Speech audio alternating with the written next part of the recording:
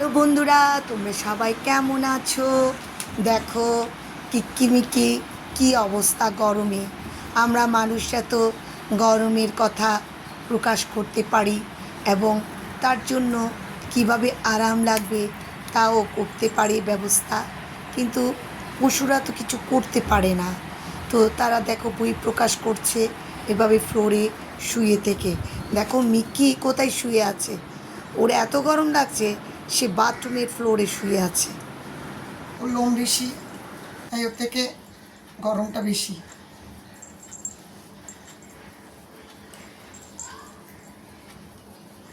বাচ্চার মতো সব কিছু করে দিতে হয় ওদেরকে।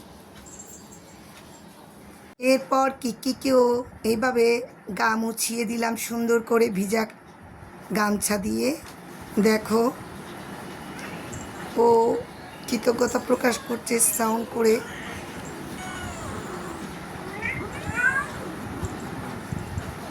আমি বললাম ঠিক আছে।